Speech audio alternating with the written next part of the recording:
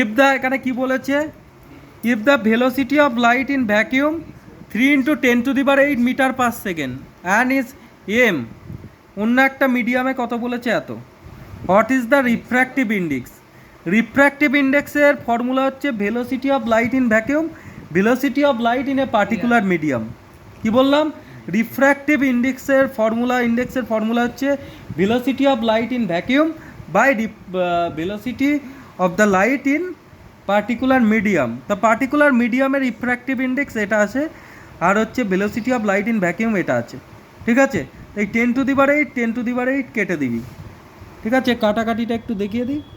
এটা একই জিনিস কেটে গেল, হ্যাঁ, এটা কেটে গেল, এটা একই জিনিস কেটে গেল, 10⁸ কেটে গেল। এবার দেখ 3/0.75, এই পয়েন্টটা তুলে এখানে 300 হয়ে গেল না, দুটোর আগে পয়েন্ট, তাই দুটো জিরো বসে গেল, 75 4 * 300, তাই 4 অ্যান্সার হলো। ক্লিয়ার হয়েছে?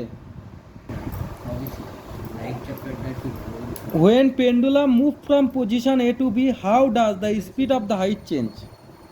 হ্যাঁ, বলছে এই যে বলছে যখন পেন্ডুলাম মুভ করে, পেন্ডুলাম যখন এ থেকে বিতে মুভ করে, how does speed and height change. হ্যাঁ, বলছে কি it speed goes on increasing and height goes on decreasing. ঠিক আছে, যখন কি করবে, যখন এটা এখান থেকে এদিকে যাবে, এখান থেকে এই দিকে যাবে পেন্ডুলামটা, তখন কি তার স্পিডটা তো বাড়বে, এখানে তো স্থির অবস্থায় ছিল, স্পিড বাড়বে। এটা ছিল পোটেনশিয়াল এনার্জিতে ছিল, এখানে ম্যাক্সিমাম পোটেনশিয়াল এনার্জি ছিল, এটা কাইনেটিক এনার্জি পেয়ে গেল। হ্যাঁ, তা কাইনেটিক এনার্জি পেলে মানে স্পিডটা বাড়ছে। হ্যাঁ, আর হাইট গোজ অন ডিক্রিজিং, হাইটটা ডিক্রিজ করছে। হাইট দেখো উপরে ছিল, এই যে এখানে হাইট উপরে ছিল, এটা নিচে নামলো না, তাহলে হাইট ডিক্রিজ করলো না।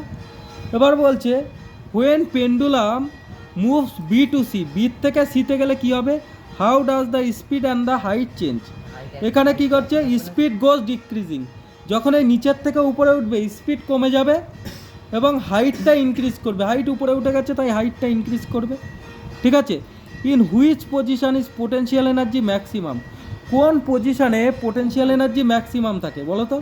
পোটেনশিয়াল এনার্জি ম্যাক্সিমাম থাকে, কি বলছে, both A and B. A and B এখানে কোথা দিয়েছে, বোথ এ অ্যান্ড বি। হ্যাঁ, both A and B. A বলতে কোনটা, এ বলতে এই পয়েন্টটা অ্যাট পয়েন্ট এ, হ্যাঁ, এবং বি বলতে at point C. At point B এবং অ্যাট পয়েন্ট সি, দেখো এখানে যখন থাকে, এখানে এরকম ঝুলতে ঝুলতে এখানে এসে থাকলো, তো এখানে এসে যখন স্টপ হয়ে যাবে এটা খানিকক্ষণের জন্য, micro micro micro micro micro সেকেন্ডের জন্য স্টপ হয়ে যাবে, তখন এর মধ্যে ম্যাক্সিমাম পোটেনশিয়াল এনার্জি থাকবে। আর এর মধ্যেও যখন এখানে গিয়ে মাইক্রো মাইক্রো মাইক্রো সেকেন্ডের জন্য স্টপ হয়ে যাবে, তখন এখানে ম্যাক্সিমাম পোটেনশিয়াল এনার্জি থাকবে। এইবার কি, এইবার তারপরে বলছে and which point is the maximum kinetic energy, point বিতে যখন এটা এখান থেকে এখানে আসলো, এখান থেকে ওঠার শক্তি লাগবে, তো এতটা শক্তি আছে যে উঠে যাবে। এই পয়েন্টে যখন আসবে তখন এর ম্যাক্সিমাম কাইনেটিক এনার্জি থাকবে। ক্লিয়ার হয়েছে? বুঝতে পেরেছ?